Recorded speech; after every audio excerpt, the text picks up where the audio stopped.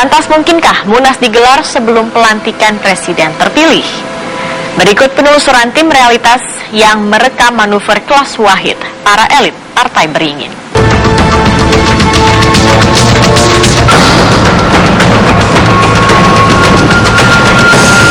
Jakarta, Senin pekan kedua Agustus 2014.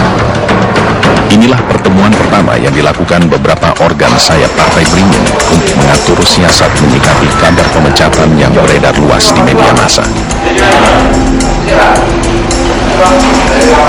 Tampaknya pertemuan ini digalang oleh tokoh pemuda Partai Golkar Yoris Raweyai, orang kuat Golkar yang santer dikabarkan dipecat oleh Ketua Umum Golkar Abu Rizal Bakri. Selain itu, beberapa politisi senior juga muncul dalam pertemuan dadakan ini, seperti Fahmi Idris, Andi Matalata, Lawrence TP Siburian, dan sisanya diramaikan para politisi muda, termasuk yang telah dipecat sebelumnya seperti Nusron Wahid dan Agus Gumiwang Kartasasmita. Sepertinya disinilah berkumpulnya para elit Golkar yang condong bergabung dengan pemerintahan baru. Dan konsolidasi kali ini tampaknya tak main-main. Hampir seluruh media massa nasional juga diundang untuk menyiarkan hasil dari pertemuan siang itu. Nah, kami yang tergabung dalam kekuatan yang memiliki hak sebagai institusi dalam konstitusi Golkar, tidak mau Golkar ini dibawa ke arah yang lebih, maka segera kita harus melakukan gerakan penyelamatan partai. Dan kita akan melakukan acara halal bihalal pada tanggal 15 Agustus yang akan datang. Maka kita di sini tidak apa-apa. Kita bukan minta munaslup, ingat. Munas sesuai dengan konstitusi, yaitu dilaksanakan pada 2014. Dan Munas itu kewajiban dilaksanakan oleh DPP, bukan atas persetujuan tingkat 1. Ini harus dipahami gitu. Selesai. Rapat dan konsolidasi tak berhenti di restoran Sari Kuring. Tim realitas mengikuti pergerakan organisasi sayap Golkar ini yang mengunjungi Agung Laksono di kantornya. Bisa jadi, pertemuan dengan Agung Laksono adalah langkah kedua untuk menggalang dukungan Munas Golkar awal Oktober. Pasalnya, Agung juga salah satu pengurus yang dipecat Ketua Umum. Dan sepertinya pertemuan ini mirip permintaan doa restu untuk mengatur langkah aksi para organ sayap partai. Saya tidak pernah minta, tidak pernah. Tapi yang jelas semua itu karena mungkin ya kelanjutan dari kegalauan, kegelisahan yang ada. Tapi mereka sudah mengumumkan, ya kemarin terkait mungkin apapun jangan anarkis, apapun jangan. Kalau untuk saya sudah bicara saya dulu ya. Tentu saja pertemuan demi pertemuan yang digalang oleh organ sayap Partai Golkar didengar Ketua Umum. Apalagi mereka mengundang wartawan untuk menyiarkan aksi mereka. Bisa jadi inilah yang membuat Ical memanggil Agung untuk klarifikasi. Atau justru Agung yang berinisiatif mendatangi rumah Ical.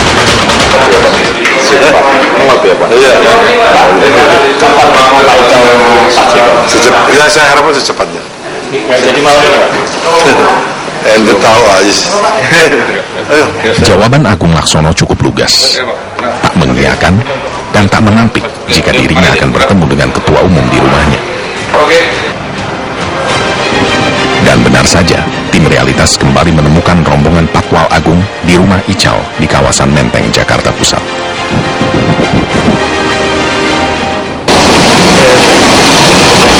Isi mas, aku dari Metro mau nanya, Agung lagi kesini mas? Enggak, maaf. Oh udah keluar? Udah keluar. Dari jam berapa? Baru tadi jam setengah jam lalu ya? Ini bener, rombongan Pak Agung kan? Rombongan Pak Agung, dan Pak Agung lagi keluar. Oh lagi keluar? Oke sip. Kalau mau nunggu tunggu sini aja. Iya sip, ntar aku di belakang wali. Makasih mas.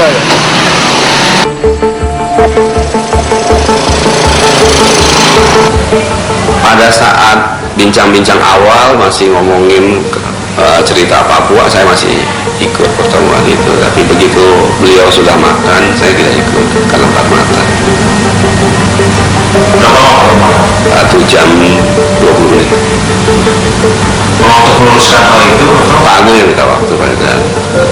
beliau kan kedua kan berteman sejak dari HIPMI gitu. Secara pribadi mereka berdua nggak ada masalah. Ada bisik-bisik yang menyebut terjadi perdebatan sengit dalam pertemuan itu.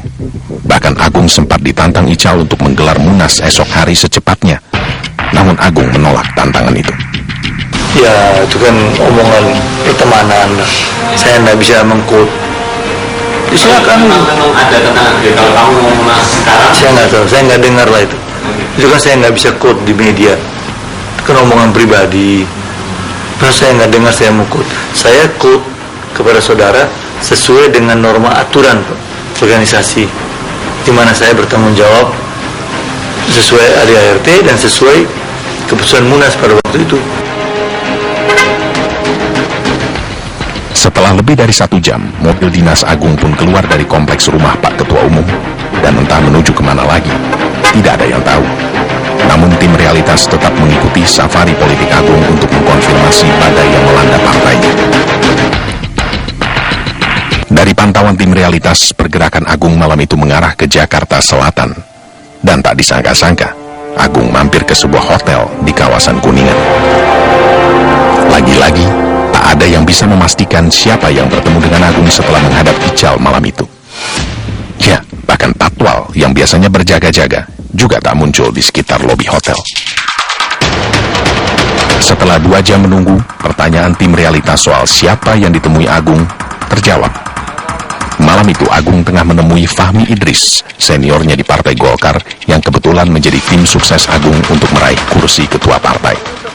Bisa jadi, hasil pertemuan dengan Ical disampaikan Agung untuk mengambil langkah strategisnya dalam Partai Beringin. Ya, cuma ini aja. Oh, nanya apa soal ya. Besok aja mendingan. Suratnya ada lagi, Pak? Apa? Tadi dikasih suratnya. Nggak ada. Kan saya bilang udah dari ini turun. Mau penjelasan Pak Ical? Panjangnya. Saya masih ada 2 tempat lagi. Besok aja di kantor. Siap ya. Masih Pak. Oh, anak muda. Tapi memang top kali. Tampaknya badai yang melanda Partai Beringin cukup kencang dan bisa membuat Agung Laksono, orang nomor 1 di Kosgoro, mengambil waktu untuk berpikir keras sebelum berbicara dengan tim Metro Realitas. Besok aja di kantor. Tapi sekarang nggak usah ikutin lagi. Oh enggak, Pak. Seberapa Pak boleh dijanjikan Pak? Besok siap. Oke, baik. Makasih Pak. Langkah demi langkah telah diambil dan beberapa pertemuan juga sudah dilakukan para elit Partai Beringin. Namun, belum ada satupun yang mampu mengambil jalan moderat di tengah ancaman pemecatan bagi pembangkang komando partai. Banyak pihak menduga ini adalah cara Golkar untuk memenangkan permainan politik di negeri ini. Pasalnya situasi ini selalu muncul setiap kali pemilu atau konflik ini memang sengaja diciptakan demi kepentingan partai. Lantas bagaimana kelanjutan dari manuver-manuver politik para elit Golkar? Realitas segera kembali.